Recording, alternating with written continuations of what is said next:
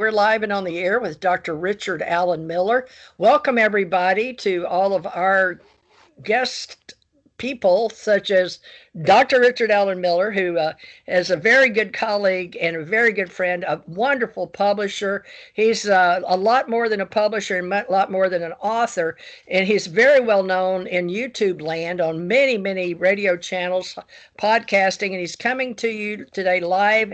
And later on, we will have you a much better idea of who we are and what we're doing. But for today, it is mid-afternoon. I'm in Gulf Breeze, Florida, and Dr. Richard Allen Miller is going to share with us a lot of his life in pictures and some books he's written for us to help us into the next level. For a lot of you young people, you call it the fifth dimension. Now, he does have many degrees, so he is a highbrow and academic. So I'm not used to hanging out with the academics, but he and I have done a few shows through the years, so I've gotten to know him in radio, and he's been really sweet to me to let me help build a reality with him. So three-dimensional reality, and Dr. Richard Allen Miller, you allowed me to call you a colleague, but let's talk about you growing up in a way. This time we're going to do it really good because now we have pictures. And we will have this edited later for us. But let's talk about in the beginning. And can you push some pictures by you while you stay online? Yeah, let's see. Under it says more. Where does it talk about share screen? Oh, there it is, right there. Okay, we're going to share screen. You want to start with your youngest? Yeah, but everything's slow. I click it, and oh, there you go. Now I'm going to do my desktop, and I'm going to start sharing. Okay, now you're saying, wait a minute, not yet. Why?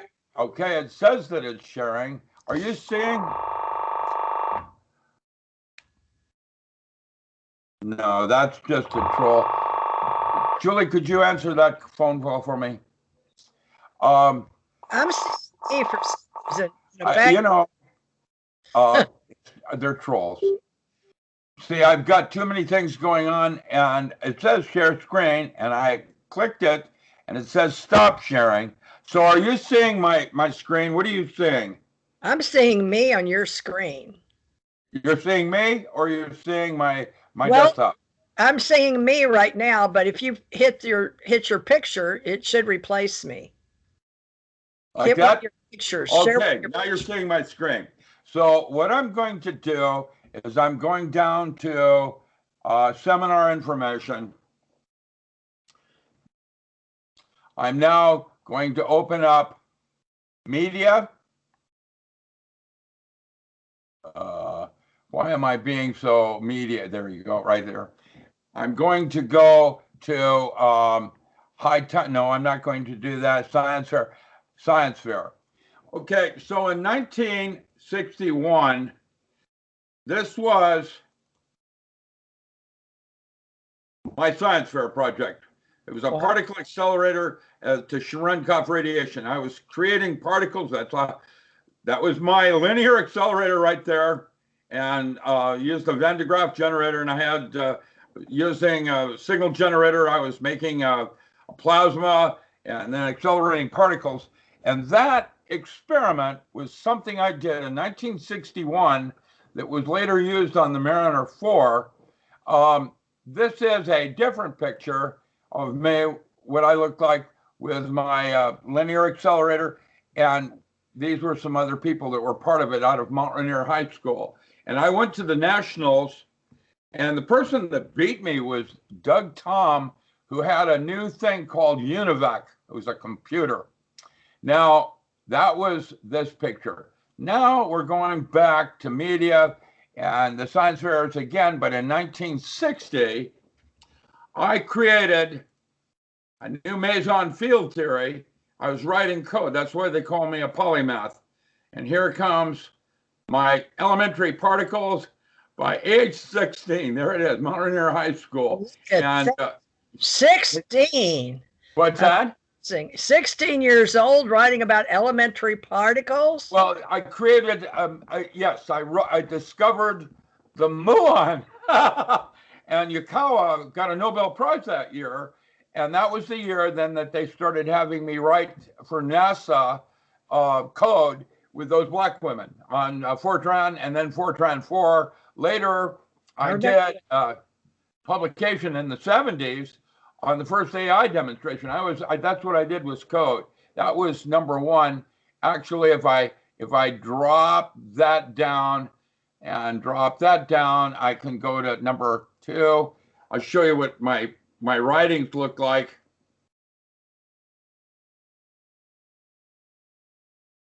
This was a proton and antiproton. In this paper, I will only introduce the different particles and give some characteristics of each property. And I started drawing, and this was at age 16 that I was doing that. I thought you'd find that interesting. And let's pick some picture down further in, because it was some 20 pages long. And that's what I was doing at age 16. Oh my goodness. I know. I was really kind of weird. Nobody's ever seen this before. And so this is the first time I've shared this kind of thing. That was under media. Then under Steel Corporation, that was working under Dr. Carl Schleicher. And this is a typical report that I would do to Steel Corporation, dealing with different studies that I was doing and subjects and measuring bionics and other kinds of things. We were working with devices, and this is where the ESP studies came out of. Another part here. Very good. That doesn't display very well. It's so tiny. So how old were you, and where's that on your timeline? This was in 1973. So you were born in what? This is Steel Report number 10. You were born in Seattle, or? Yeah, I was born in Seattle in 1944. Actually in Everett, Washington. Yeah. And as a child prodigy, you were discovered by several brilliant men. Were they recruiting out of your high school, or were you going? Yeah, they came to my old man DuPont came to my graduation in high school. My parents didn't want to come because they were afraid it would be too much of an ego. They didn't want me to have an ego, and so they didn't participate like when I went to state in low hurdles. I was on track. I lettered in track and football. I was a polymath. I could do anything. And but I was never the best in anything. For example, when I went to state, I broke a world record in low hurdles, but came in 6th. Can you imagine? Yeah, going to state. The guy that beat me was a guy named Charlie Green, who broke a world record in the 100-yard dash doing 9.8, and I did a 10 flat 100. I was real, I was an athlete as well as any of the other things. Then how tall were you, if you don't mind me asking? I was 5'11 and a half. I wasn't quite 6 feet tall. I've gotten shorter over gravity. This is a paper that my times. What was your weight? How much weight was distributed on your frame? I was in high school. I was 168 to 175. I wrestled 2 weeks below Doug Tom and some others that were world champion wrestlers.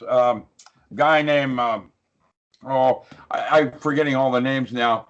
This was back in 1992. This is February 1992. Growing Pot in the Moon, and is that your article? And Growing Pot on the Moon by Thomas Lyell, Richard Allen Miller, agricultural consultant botanist who claims to have worked top secret experiments growing cannabis in outer space. And it was an article that I wrote, Tom did, interviewing May on what I did with Lunar Base Alpha 1 with Boeing. And these were the things that I did. There I am. Back in 92. There you are. This is all good proof for the world now that we're on the other side of 2020, right? Hindsight 2020.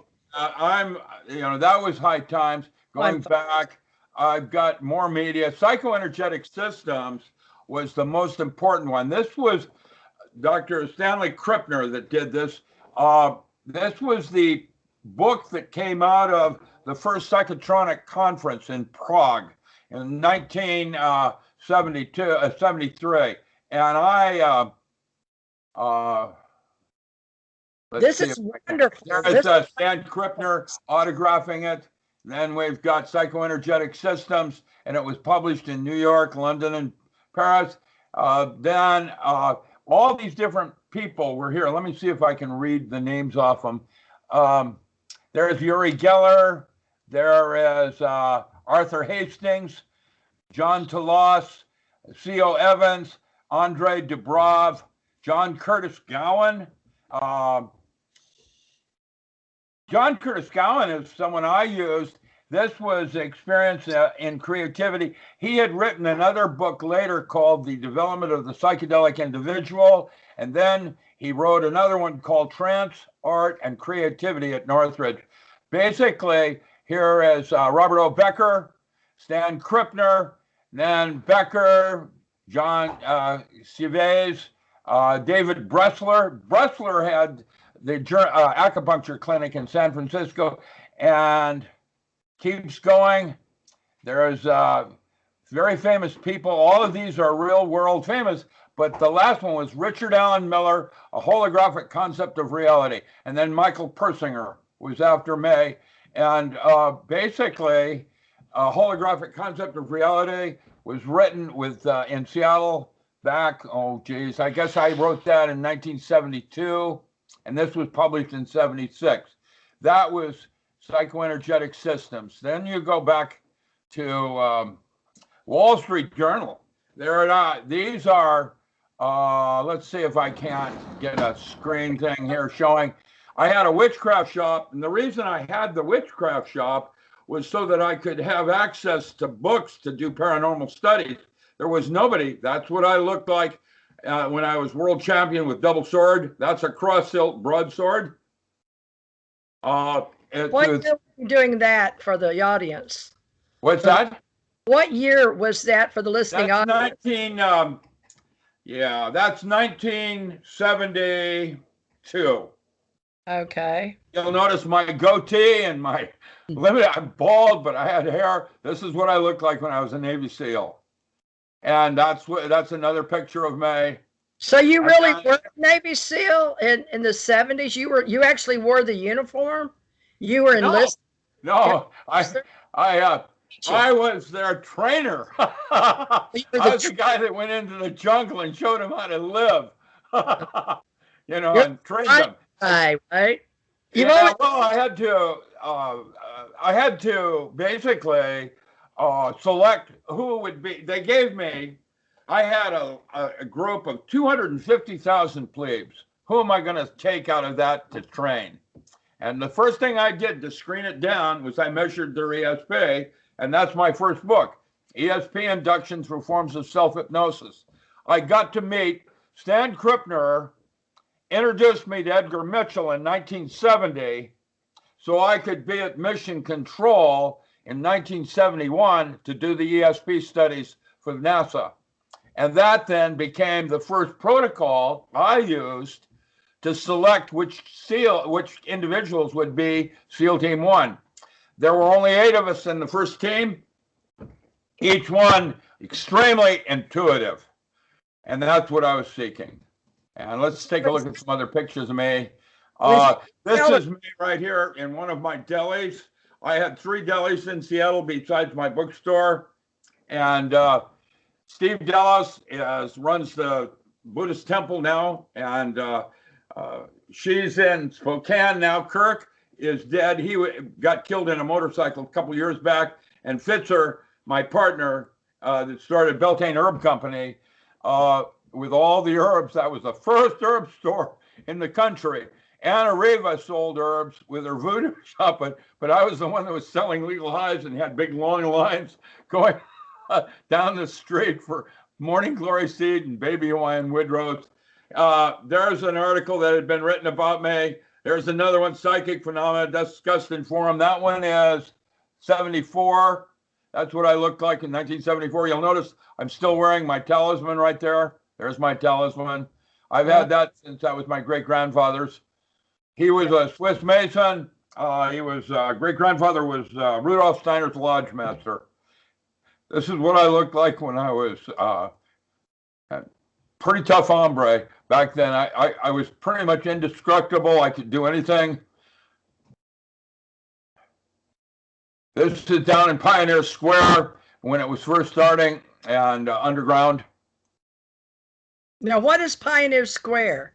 Pioneer Square originally was the first Seattle in 1901 when there was an earthquake and it got buried, and so they called it Skid Row, and they built Seattle across the bay later, and then the old underground part was where old Seattle used to be, and it was very cool. When I was a kid in high school, you'd go down through manhole covers and you could find whole stores, with furniture and everything in it from, earlier than 1901.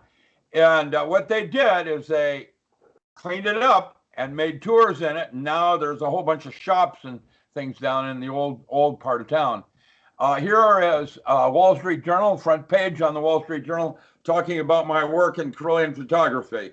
What year on your timeline? Yeah, and then there's a this was part of my shop where I was selling oils and other kinds of things.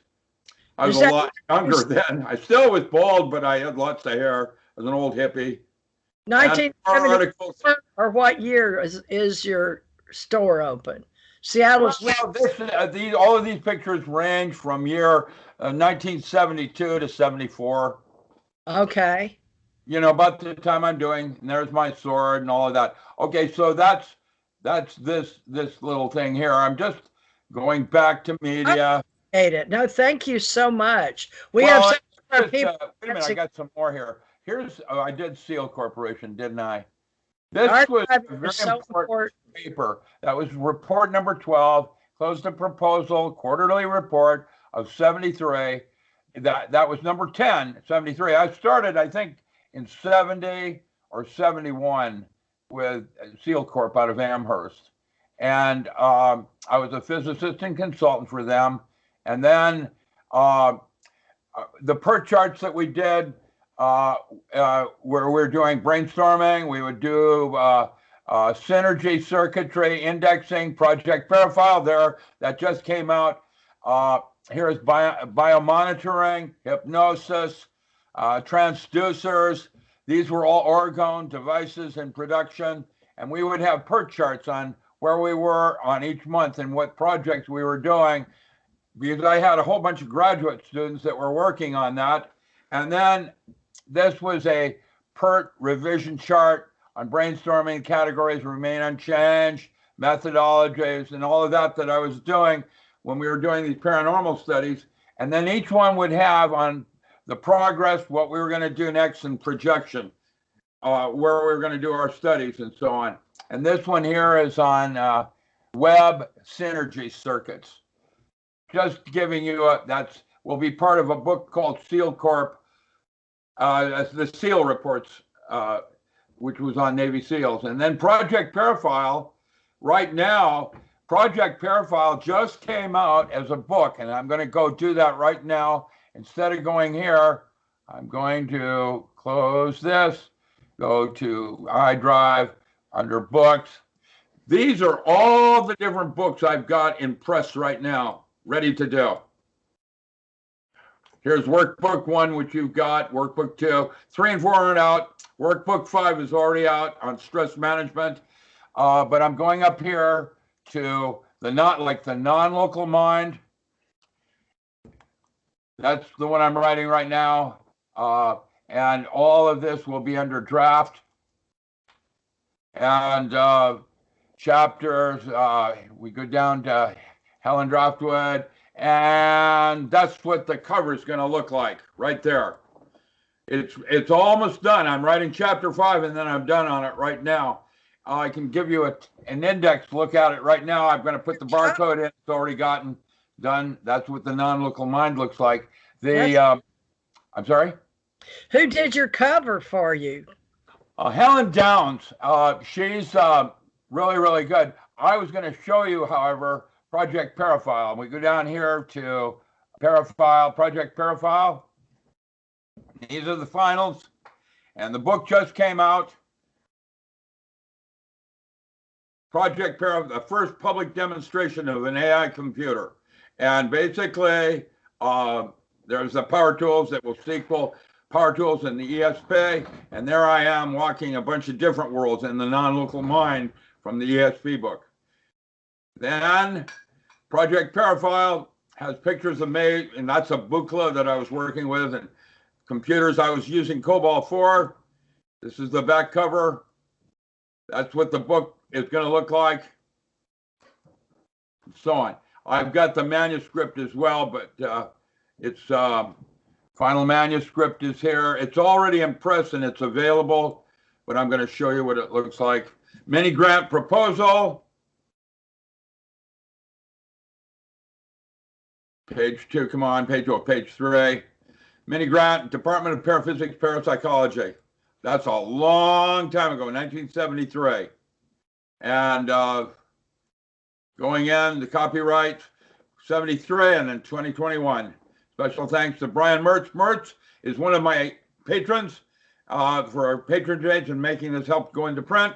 And Gabrielle did all the photography there. It's dedicated to my mentor, Dr. Stanley Krippner.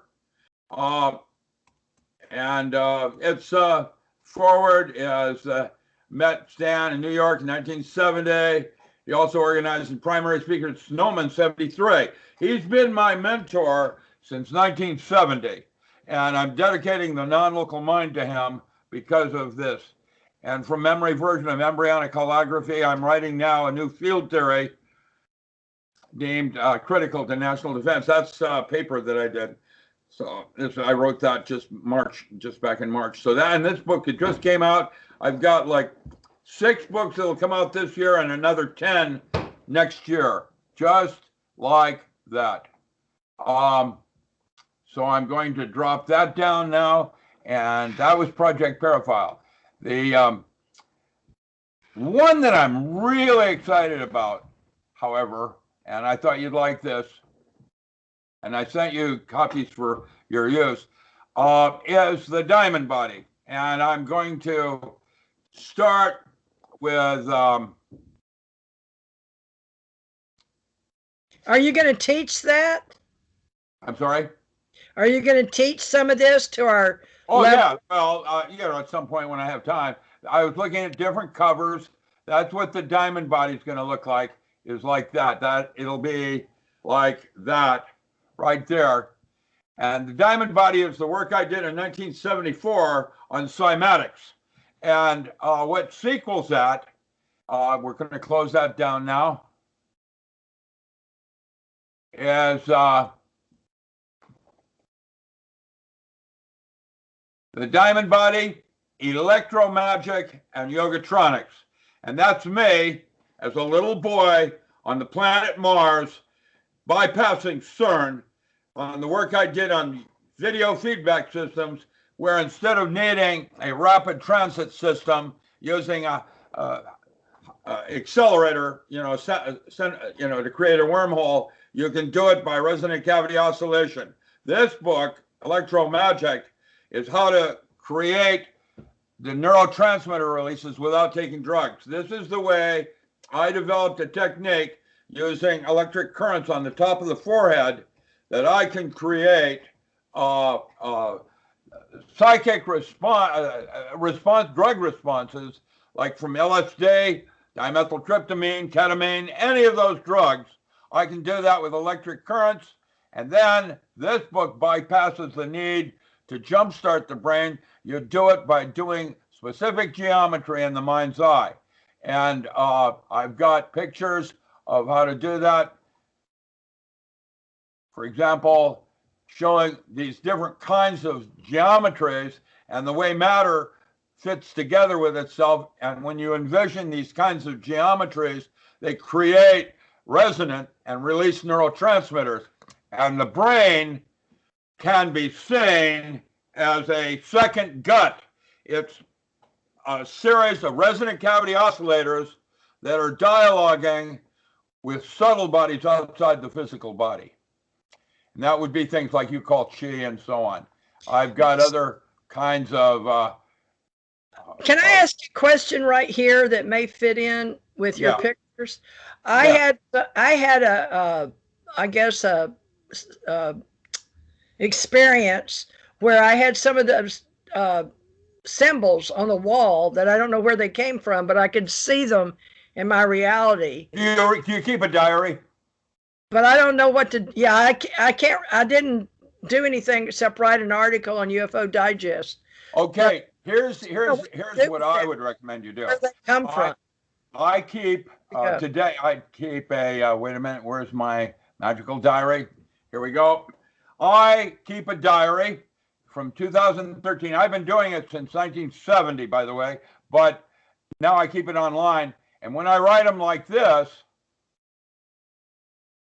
I'll pick one, maybe right here. This will be how let's make sure. Okay, this was in academia, if you want to copy that. As a physicist, I chose a form of resonant cavity oscillators. My work with Dr. Moore in anesthesiology further confirms the hypothesis, leading me to explore video feedback systems beyond the scope of biofeedback and the Menninger Foundation, which is what I set up. That's something more question might imply. Anyway, you can, you've got a copy of this? Did you get a screenshot or? This is in academia. And this paper, I'm going to show you what this paper was. Hold 1 second. We're going to drop that down. I'm not sure. Is that the one I want to do? No. I'm going to close that one. No, this is a comic I wrote a long time ago that was on Northwest Botanical, and it's Sorcerer Sorcery. That I wrote I used to do a lot of writing. Wow, I like Stan Lee, and like I told you before, he followed me on UFO Digest. You ought to see what I was. I was Dr. Ram at Comic-Con up here in Oregon, and they billed me as the real Doctor Strange, and I came sliding in on my 280Z. Let me show you my 280Z, man. Wait till you see that car. I've got two. What's that? I had a Datsun 260Z in my name, a Datsun 260Z. It was blue and gray. Yeah. And mine was a 280. And I'm going to I drive. Wait a minute. I drive down. And I'm then going down to F Drive. And oh, wait a minute. I know where it is. It's not there. It's up on 280. Both pictures. Let's say 280Z. How's this one for my 280Z? This is my 280Z. That's what I drive every day. Yes. Yeah. The license plate is Magic, MAGICK, for Medford. Somebody outside just made a face on me. I have a second story balcony here, and that's where I have my garden, is on my second floor, right here. I don't know if you can. Oh, I won't bother you. Anyway, that was my 280Z, and I used to have, this is where I live, by the way. There's my pond. I have a quarter of a mile drive up to, I have a huge, that's on the road. Wait a minute. You were hoping to go up there and do some training with him and stay at one of the bed and breakfasts or something there close to his house, and then do down the rapids, right? Yeah, this is who I really like. This is who I really like to be. Hold on. Can you see him? Yeah, he's cute. Yeah, but look at, he's smoking his cigarette and he's worried. That's me. A little gift that I have. I did a bunch of boxing. I have students that do boxing, that do a lot of fighting where we blindfold them, and things like that. Let me see. Well, let's just go through some of these pictures. I think you'll like them. Hold on. We'll just do some old pictures here. I'm training him how to fight. That's my tree. I'm going to turn that around like that. There's Dr. Stanley Krippner and myself. That's my mentor. That's my ex-wife, Iona. Now should Deliverance runs Pacific Domes. Iona died just this last month. Ex-wife. More people. These were, yeah. How old was she? I am there. Doctor. Okay. This is one of my other, Carl Jung. These are more friends of mine. Just, this is my old home where I used to live before I moved in. And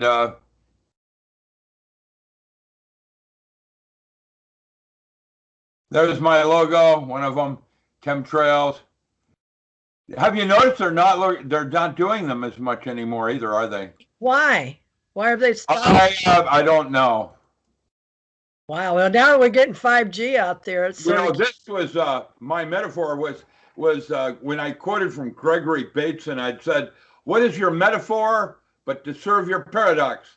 So I have a paradox out in my meadow. It's your travel. Yeah, this is another friend of mine who lives up on top of a mountain. I've lost a lot of weight since then, but he's another writer friend of mine. Is a bachelor, lives up on top of a mountain, comes down every few often. This is part of my home where I live now. There's some mushrooms that I've taken pictures of. What type are those? Those are kind of psibe. It's a psychedelic. This is my pond on my property. And I've got more pictures. There's an old friend of mine, and some more places where he lives. Barry Hostetler. Just more pictures I've got. Just okay. That took care of that one. But you want to take a place here and tell people how you trained the SEALs while they could see that, because we've seen YouTubes of the SEALs. And I wanted to be a SEAL, and I tried out for it, but they just laughed at me because I was a woman at boot camp second time. Well, you're a woman wearing glasses, and you probably got earrings on, which makes you vulnerable. Somebody grabbed your ear. I'm just kidding. I didn't wear. You can have a tongue stud, and then you can stick your tongue out and spit 2 directions at once. I didn't wear glasses in the military, only after I got about 55 or 60. What you ought to do is put some weird opticals in there and then really scare everybody. You could have some fun with that one if you wanted to. But I did pass all the tests, and I went out to Fort Island too. I was in the Sierra Mariner program, but I was also able to do everything. It's just they didn't have women in the SEALs when I was in 80. The second time was 85 to 93, and I signed a new. Oh man, that's a lot. That's like 15 years later. The SEAL teams 1 through 3 were not really actually Navy. They were SEAL Corp out of Amherst. It was a black ops kind of thing that later the Navy took on with SEAL Team 4. And this is my diaries and all of that. I've got the same tattoo as SEAL Team 8, though, but I can't show it to you. So right, you got it on your.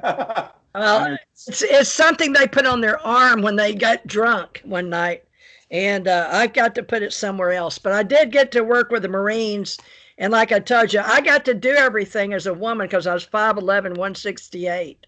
And so when you're that level, did you have any boxing skills? I trained at Quantico. That's where I did my training on SEAL. Kind of skills. I'm sorry? Yeah, I did most of it. They wanted you to play all the games, chess, of course, and fly planes. Go, yeah. Go. I played Go. That was one of the things. I guess I'm going to take off that stuff, this screen sharing, and go back to now.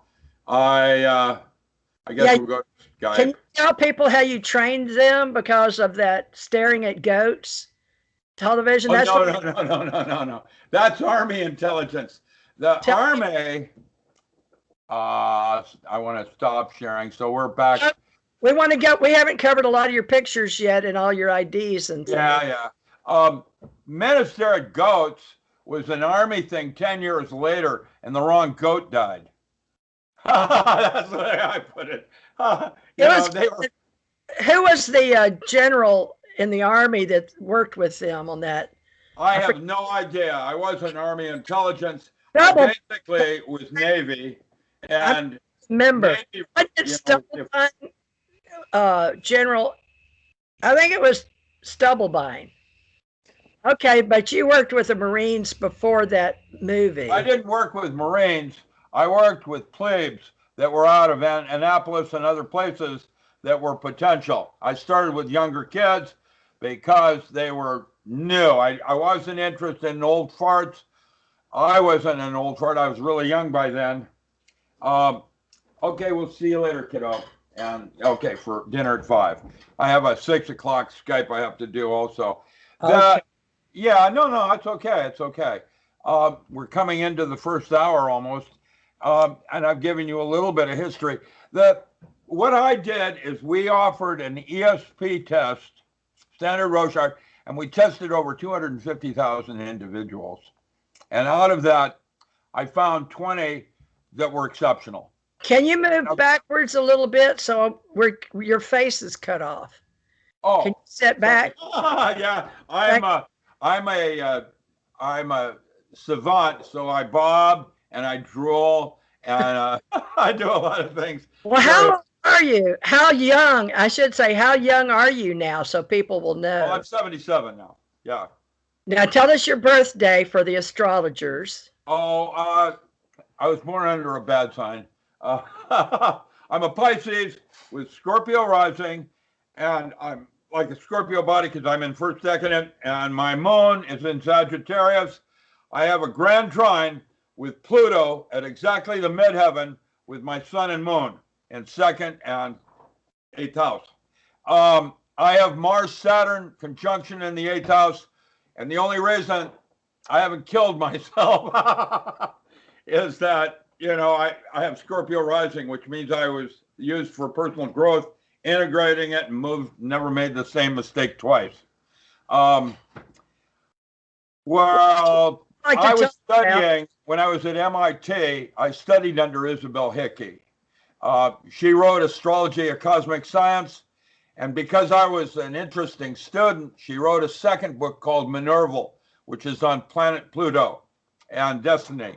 And my Pluto is at exactly 00 at the midheaven. And so from an astrological point of view, I'm absolutely on target becoming, world destiny. However, when in the 70s, the reason I went into paranormal studies is that we knew about aliens back then, but we were more concerned with what Russia was doing.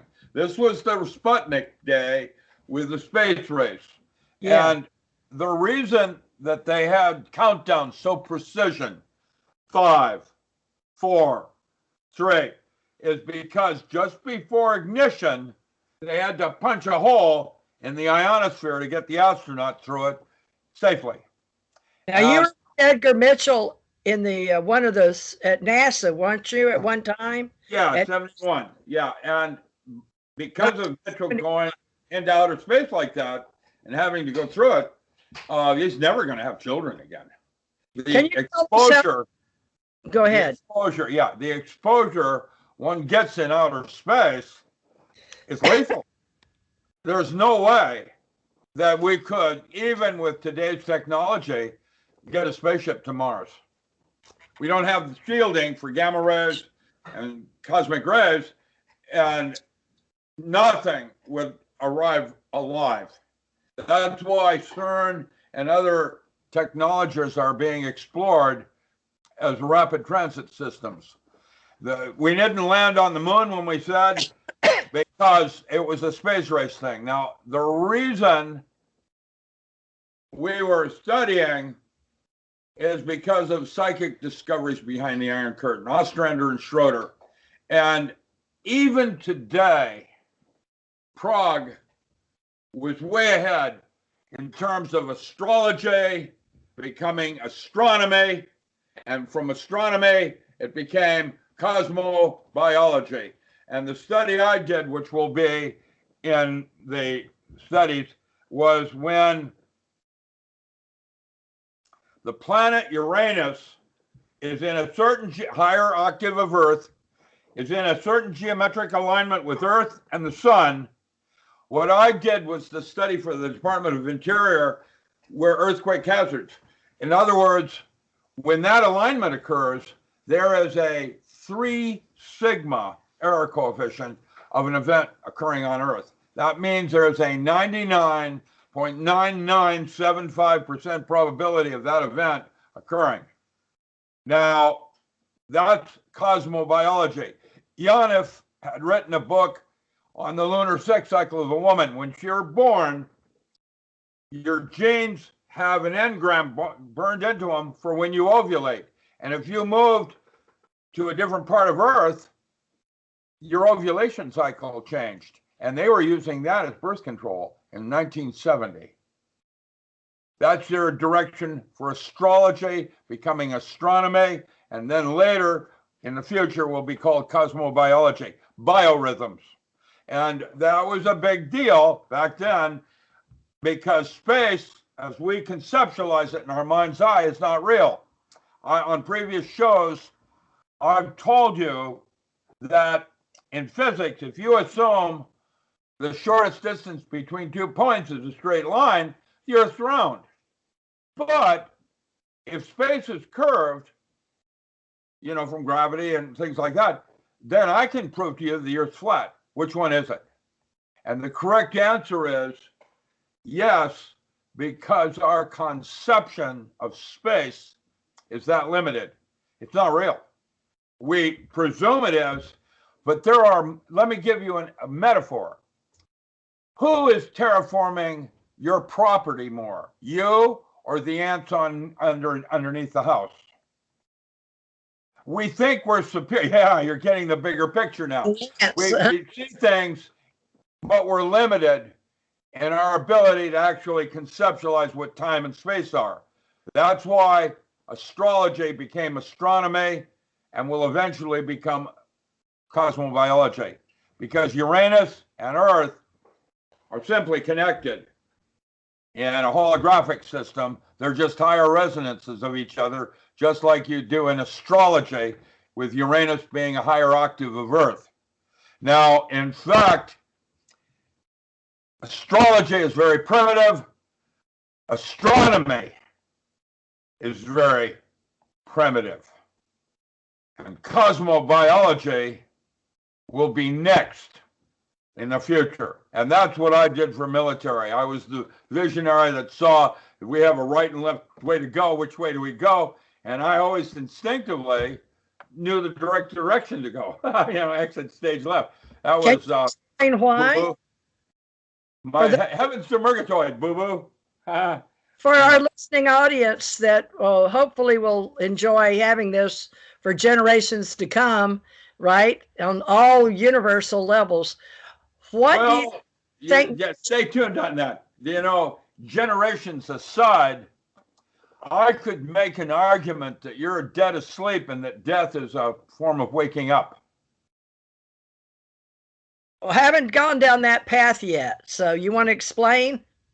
It's at the moment of death in the Bordeaux Thedal. This is chapter 7 called Time Travel and the True Nature of Cavitation. Cavitation is when a drop of water falls and hits a pool of water and goes, put. And okay, that's cavitation. Cavitation is into the out of. When the drop of water hits the pool of water, a bunch of things happen. First, the drop of water goes down into the water, and so it creates a bunch of waves going out. That's the future. The waves going in for a bubble, and it bubbles back up. You know, it goes, put. Now, when it pops back up, it's no longer a drop of water. It's a bubble of structured water that has captured the medium in which it's falling, and inside that air inside the bubble is cavitating as a what we call microtubule, the idea of into the out of. It is going further and further into itself to the point where it comes out the other side, like your white hole and black hole, like your two brains, like your sun and Nibiru. Everything is in binary systems as the way humans see the universe. Can I ask you a question while it's on my mind? Sure. I have a picture in my mind right now. And, the Pythagoras, I didn't have geometry, very little math, even though my dad was a mathematician and he wanted me to, and I made straight A's in it, but I didn't have any in the 9th grade because I was doing music and baton twirling. Well, the same thing. Music is mathematics. I did learn good mathematics and all of that. So what that Pythagoras triangle, I don't have the language. I sat down and read a physics book and understood it, but it was really old. It was small and very old. But in Pythagoras triangle, when you go out to the end of the universe and it's no longer a circle, it's black, what they call black. What do they call that? Dark matter. Dark matter. Now, when they go out there and they hold the Pythagoras triangle, and you're talking about because I teach universes and bubbles, and because I've seen it, and being that I've died several times, I see things out there. And so when I come back, I'm trying to explain the knowledge that comes in. So you should start with Manly Palmer Hall's The Secret Teachings of All Ages. And they have a whole chapter on Pythagoras' mathematics. Well, no, I don't want to learn that. I want to put that behind me. What I want is to know in the dark matter, when you're out at the blackboard, if you know what I'm saying, past 13.8 billion years of light, that's all they can measure, because that's all science wants to do is measure. Well, and yeah, but measuring, we talked about that earlier, space is a concept. It's a construct. It's not real. So when you're measuring something in length, girth, and width, what does that mean?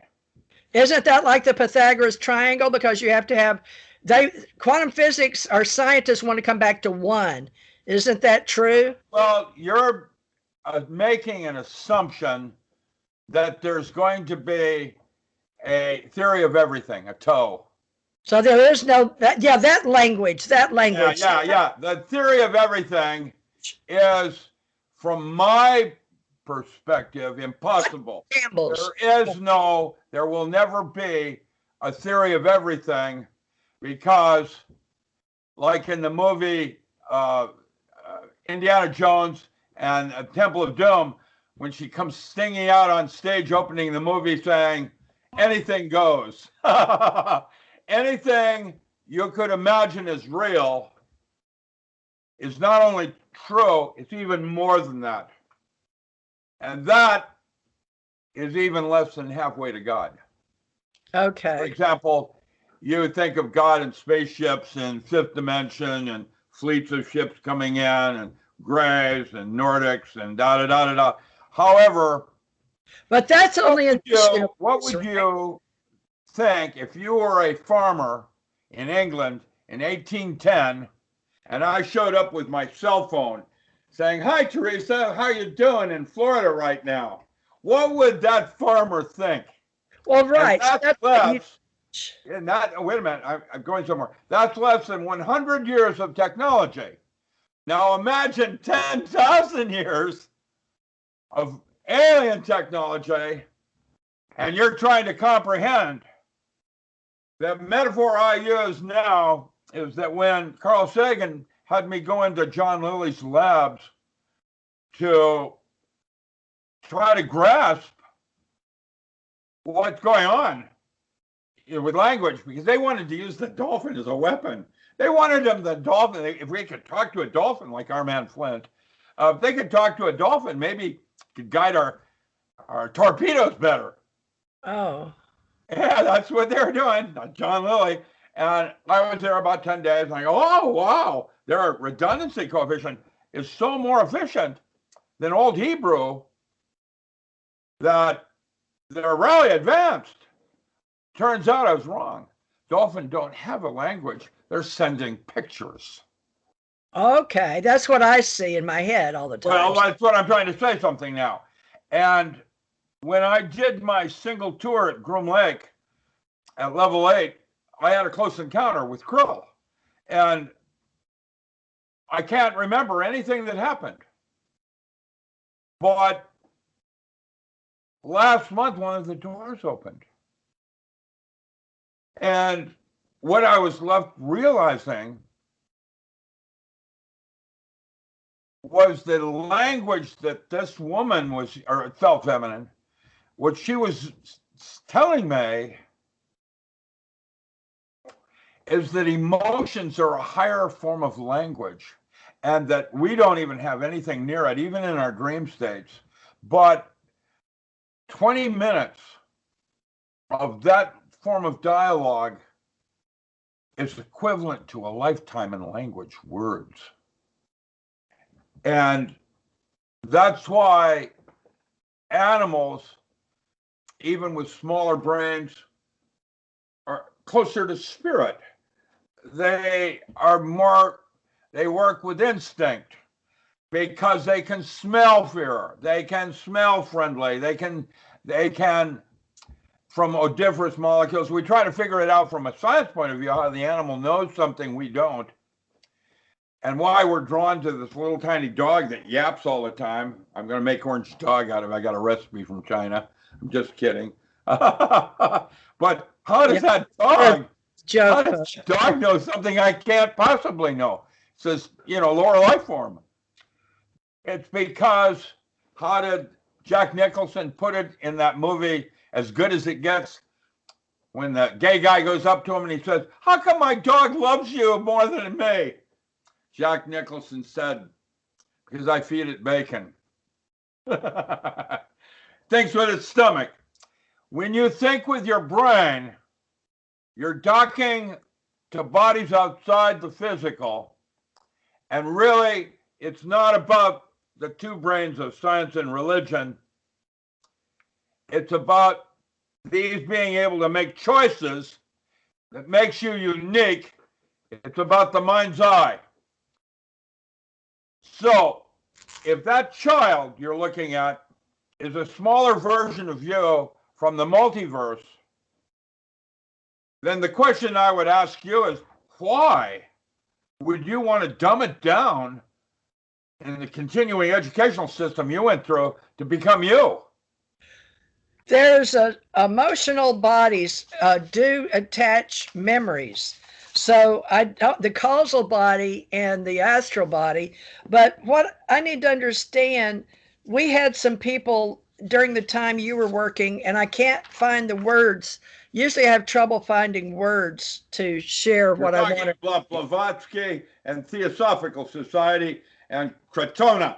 And Indralaya is where I got to meet Pure Vilayat Khan and some others up on Orcas Island. It's also a theosophical camp.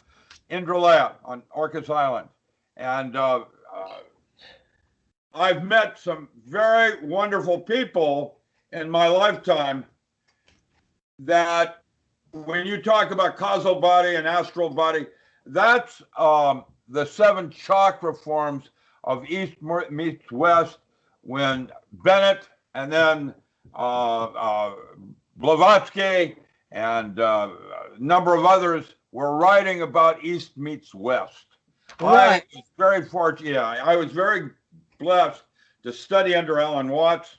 And then at the end of his life, he asked me to teach with him up at Cold Mountain Institute off of Shaw Island, because of my form in Buddhism was different than his Noshin Shoshu form. And Alan's form of Buddhism is, it's about, and that's a chapter I've written right now on synchronicity and belief systems, the importance of your belief system as a tool in a toolbox. If you're a very staunch Christian, that I had to train SEALs in how to take their belief system and put it in a drawer like they would a sweater during the heat of summer. You don't get rid of the sweater because it's a very favorite sweater as a metaphor, but it's not appropriate to use. You could get your team killed if you went into Afghanistan or someplace like that where there's no such thing as Christianity. And how do you use belief systems as tools in a toolbox? And a belief is the shortest distance between 2 points, the earth being round. And these are the doors I have available to me. But if I chose to look at space as curved, then the earth's flat, and these are the doors I have available. Now, just by changing my belief system, I have access to both doors, predicated on where I want to go. So this is something that I'm asking you now. The two bubbles, and in between, they call it like string theory, but it's not. It's like I have to check my picture. It's two circles, right, going opposite directions, and the toilet because of your brain. Yeah, I know. Do that. By the way, that's it. That's Tai Chi. There, you can do it that way. Now that's called push hands. Now, with that said, you said it. It's not circles. That's because you're tying your strings into knots, just like a little Boy Scout. And that's called knot theory. Yeah. That's the multiverse, and that's Kaufman and his mathematics. Kaufman is a mathematician that took strings. There are 10 strings, and the connecting inner string are 11 dimensions, and in string theory and superstring theory. And when you start tying bowlines and slip knots and hanging knots, different kinds of knots, that's where the multiverse lies, and the possibilities of why you, for example, can only have daughters. And it's a metaphor because of the choices you made with right and left brain, creating the mind's eye, and anything goes. So it had nothing to do with the fact that I can't blame my husband that I never got a son. It's not his fault. Nah, he's along for the ride like you are. And basically, you're stuck in the future in this video game that I sent you a video on this morning earlier. I thought if you had time to look at it, it's a pretty interesting one. Music-wise, a bunch of kids trying to talk about breaking out of the Matrix. Well, a lot of people I want to talk 5D with you because that's the level that a lot of our psychics are assisting others on, that 11 dimensions and realms. And they only know to speak in octaves, or like we do the piano, right? 21. Yeah, are you using 440 or 432? Using a lot of others now. They're using a lot of others, 5s and 800s. But what we've got to do is everybody's speaking different languages about the same things. And it's up to us metaphysicians, which because you're the master, you're still our magus. And my group, Ascension Center Organization, the ACO, for magic, ACE Metaphysical Institute. When John Fowles wrote the Magus, actually, when he wrote that book, he actually has 8 different endings. Now there's 8 different quantum theories now. I'm just joking on that one. John Fowles. The Magus is a really good movie that's worth reading because predicated on who published the book, there are 8 different publishers. Each one has a different ending on how, your original James Bond ends up. I love James Bond. Now, spell that gentleman's name that you said was the smoking, or somebody did, if it wasn't. Oh, Dr. Carl Schleicher was my boss. Could you spell that for people that may be like me that got recruited in high school? I was recruited in 60s. That's what we did. We would go into individuals like you that might have certain kinds of gifts and try to study you to figure it out. There was one I had, Jack Schwartz. He started Alethea Foundation. He was up out of Portland before he moved down here to Grants Pass. He could take a needle and stick it through his arm, pull it out, and at any time you ask him to, he can stop the bleeding. Now, if you don't think the military want to know how that worked, I mean, all right. When I was little, so and then there was Keith Milton Reinhardt. Keith Milton Reinhardt. Okay, let me give you an example of him. He was out of the Aquarian Foundation out of Seattle, Washington. This man came to one of my classes. I had 102 students, and he did a billet reading. That's where you write a question on a piece of paper, you stick it in your pocket, and he is supposed to be able to know what you wrote and answer your question. And he missed only 2 people out of 102, my question. Prove to me you're not reading my mind. Slump. Miller. At the bottom of your mother's hope chest in her bedroom is a letter from 1940, 4 years before you're born. And you can read it, and it talks about when she's going to have you. So did that open your mind so you could do it? Did that help you? It opened my mind as how did he do that? Wasn't reading my mind. How did he do it? Billet reading, where he knew what your question was and answered it. And mine was, prove to me you're not reading my mind. And his answer was, in your mother's bedroom is a hope chest, and at the bottom is a letter that was written 4 years before you were born, talking about how you're going to be conceived. She wrote out that. She was brilliant, wasn't she? My mother, yeah. But Keith Milton Reinhardt, she did that. It wasn't ESP, so what's going on here?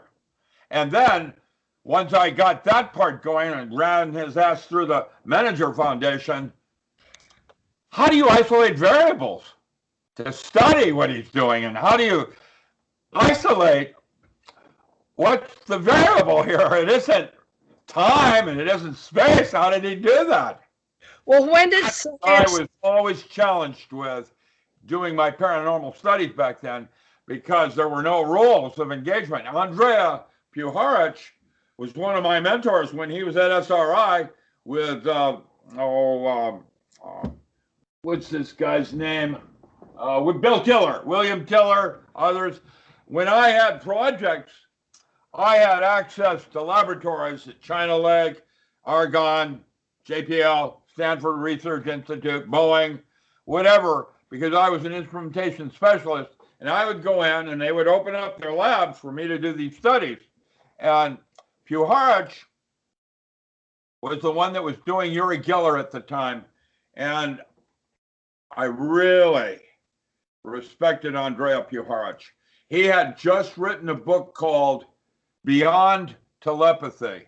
And it was a guideline for me in terms of how I might want to go in and conduct research scientifically to get answers on how some of this stuff worked.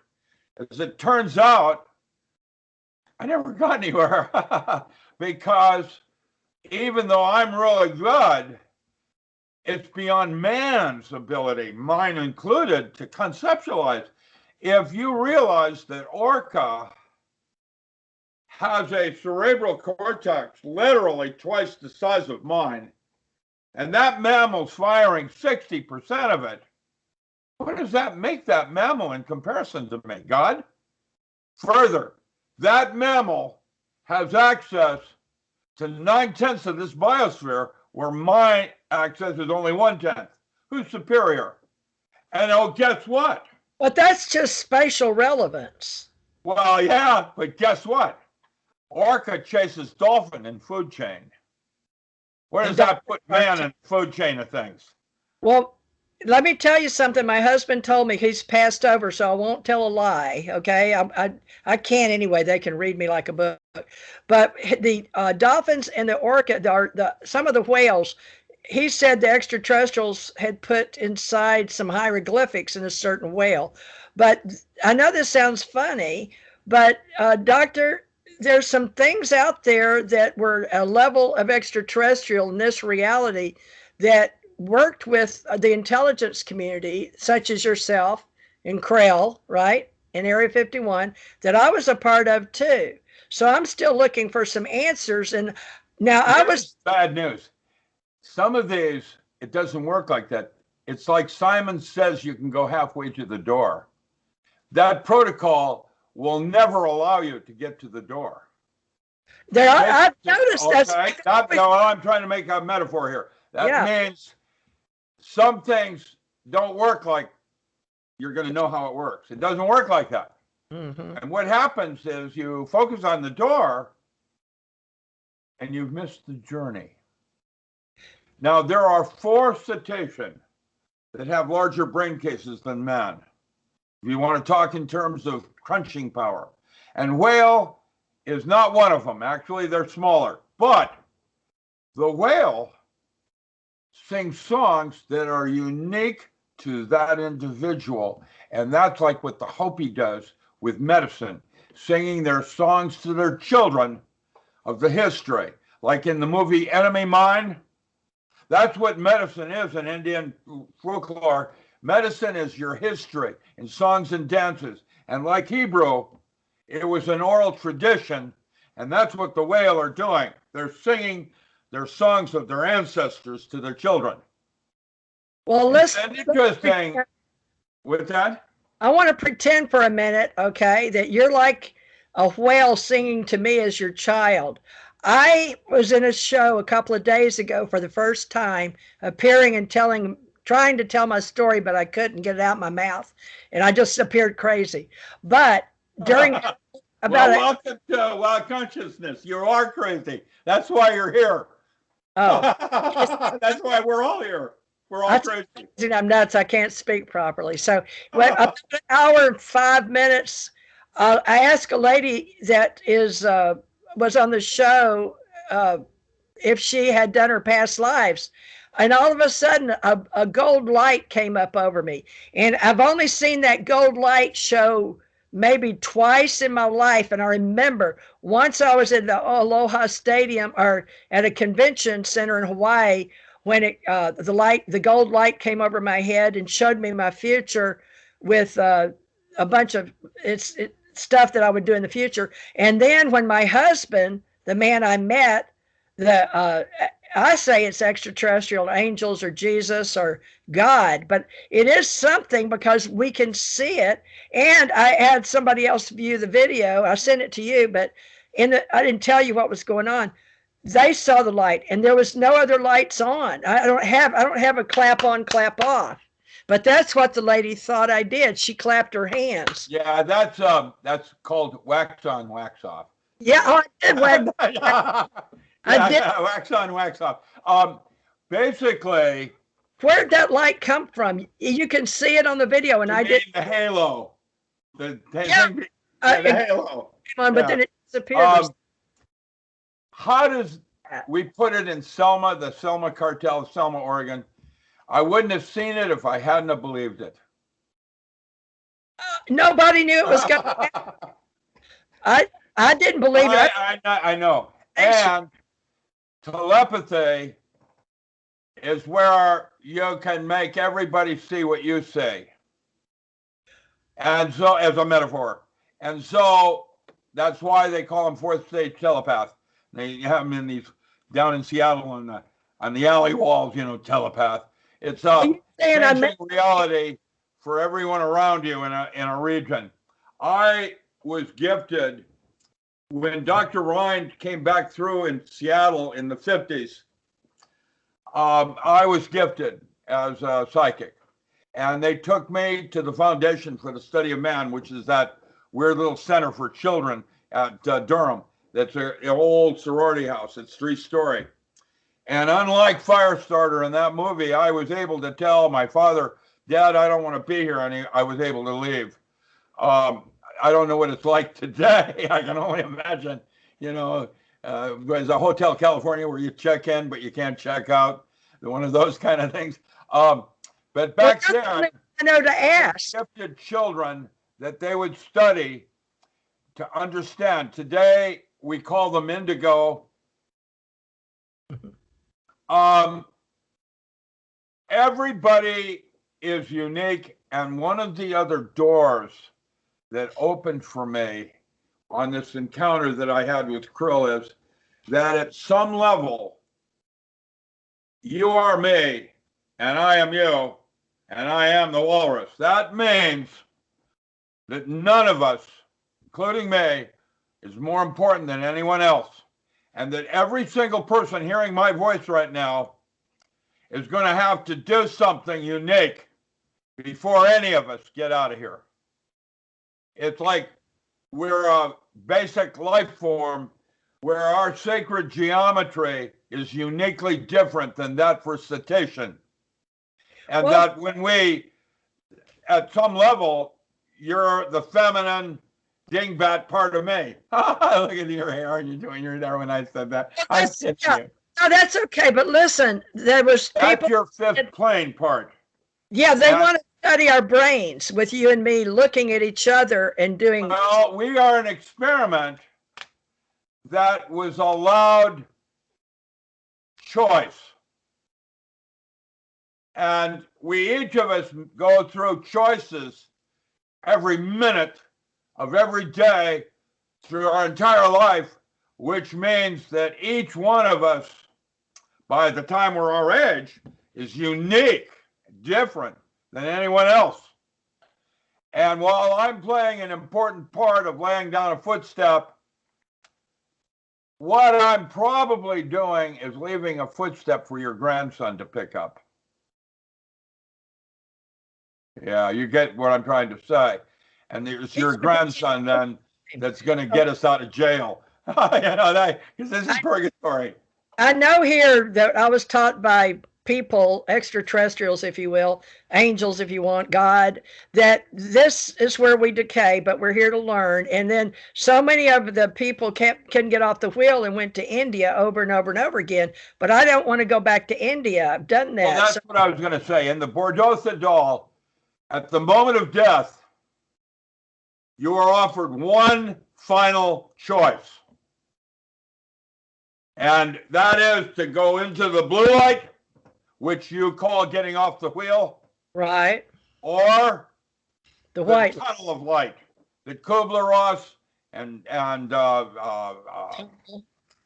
been in that. Others write about in Jungian psychotherapy, imaginal psychology, where your friends are there, near-death experiences, like even Alexander, other people have written about, where your dog is sitting there, come on in, the water's fine, and you go back in. Now, at the moment of death, there's a 5-gram weight loss in the body.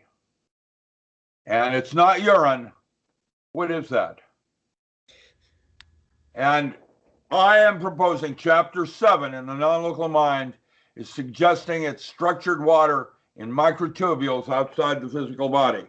It's the first subtle body that we know as chi.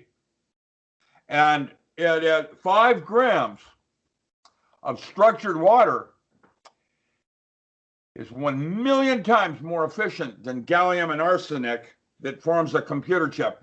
And 5 grams is enough for 100,000 lifetimes of memory. Well, now there's a metaphor. There's some material on this planet that they use in cell phones. They dig up in Africa, right? It's just about equal. Rubidium. Yeah, and those are the gallium and arsenic that forms the forbidden zone. Now, the exclusion zone in water is where structured water, H3O2, is touching something. Whenever water touches anything, it restructures the entire body of water. And that's why you have concave upward surface tension.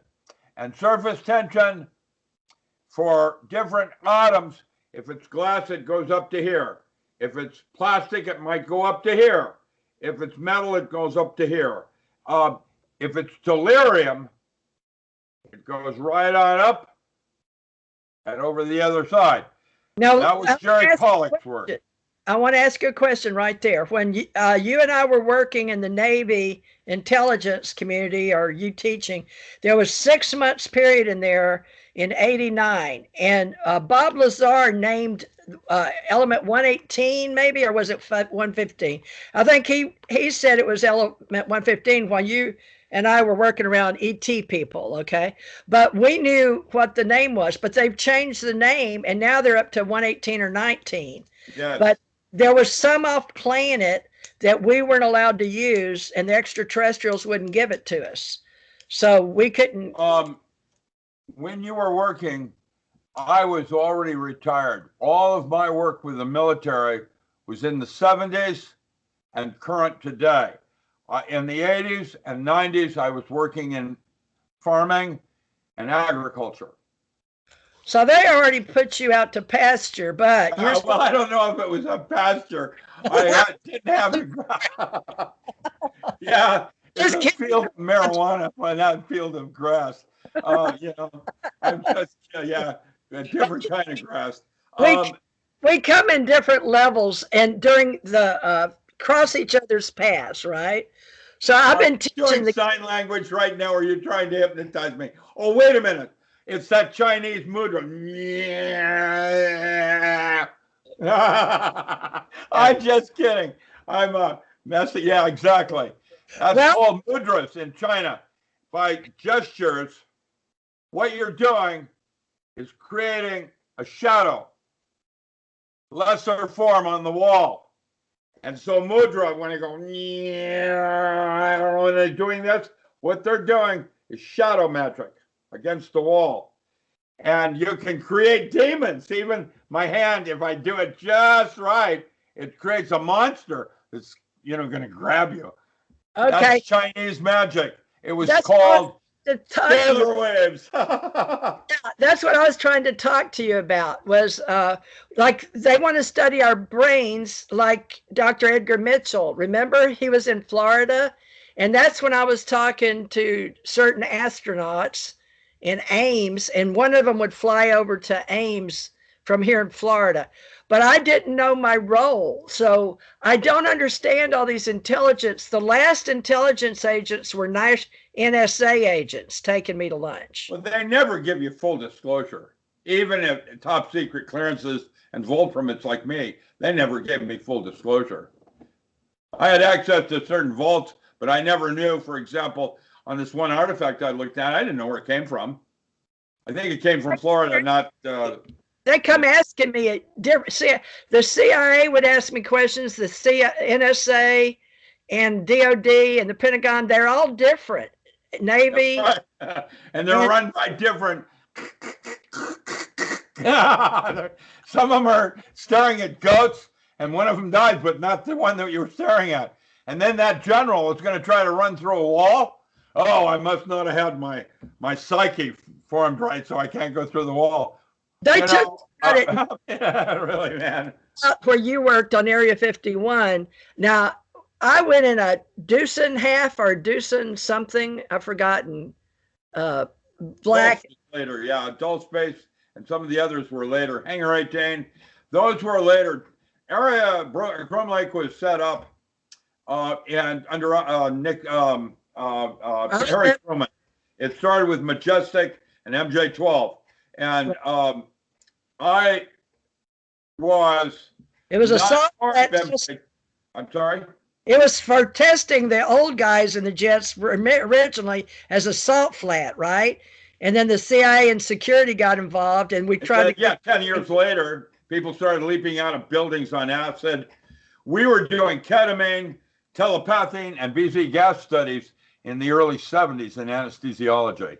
Okay, so yeah. Now, do you know Dr. Bruce Lipton? Early 70s. Do you know Dr. Bruce Lipton, PhD? Yeah. And you do? Delgado was in the lab next to me before he went back to Yale.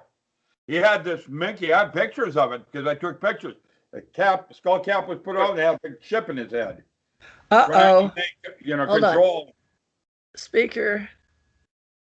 Hold on. Can you hear me? Yeah. You can hear me? Yeah. I can't hear you. Okay. Really? You can't? Let me turn my mic. I can't hear you. Let's see. And there I turned it back on. Testing 1, 2, 3. Oh, shoot. On your board. No more hand gestures. You do the hand jive and you mess it up, huh? You can't hear me. I can hear you. You can hear me. Yes. Well, somebody came on here and gave me a message. They didn't want us talking about what we were talking about. Can you hear me? They didn't? I don't. They said they wanted to study our brains and want us to work together, and then they cut me off or cut you off. So are we supposed to do sign language? I don't know sign language. I do. I know how to do that. This is not funny. They jack with me all the time, all those intelligence communities. Darn it. You can hear me, but I can't hear you. You're going to have to change the color of your hair. Is your speaker on? But you don't want to be a dizzy blonde. What you want to do is a speaker little blue spike for attitude. I just kidding. Did you hit your speaker? No, I haven't touched anything. You didn't hit your speaker? Is your mute button on your speaker? No, I did. I'm going to turn them mute. Why can't I hear you?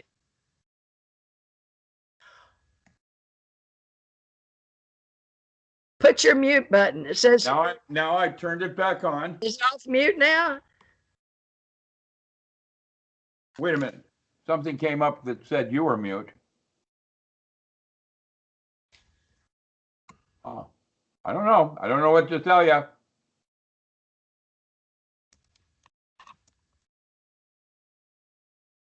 I cannot hear you.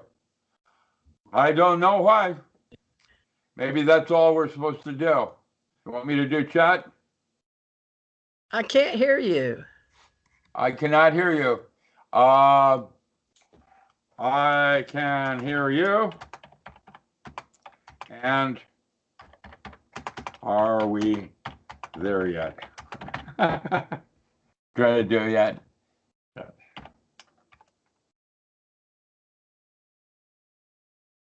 Oh, okay. You can hear me. Yeah. But I can't hear you. Really? And your mute button doesn't have a line in it? Nope. The speaker? Nope. That doesn't make sense. What did we say? They did this on the other show I was on. And this is supposed to be my show. Let's see. It doesn't matter which show I'm on if they don't want anybody to hear it. Let me look at audio video settings. Audio and video settings. Here, I'll share screen. Maybe you can help me figure this out because we've got 30 minutes left. Let's see, start sharing. Okay, can you see my screen? No. You got to minimize your thing. I've got share screen. See myself here. Wait a minute. Can you hear me now? Just a sec. I can't hear you. Maybe it's because you still have your share screen on.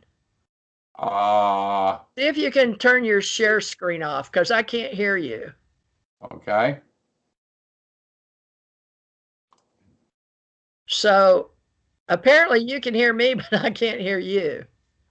That's kind of weird. Well. Okay, I can hear you. Well, let's see. Testing 1, 2, 3. Stop sharing your screen. Okay. Remember those pictures we were going to show? Let me cancel desktop. Let's see. My goodness. Okay. Am I sharing screen now? Yeah, I see your screen. Uh-huh. Yes. Yes.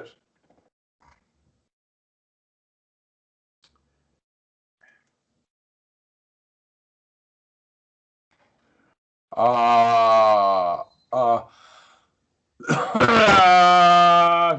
sharing. I've got share computer over there. That's it.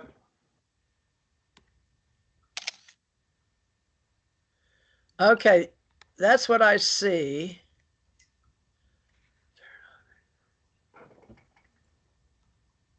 That's the Skype button there.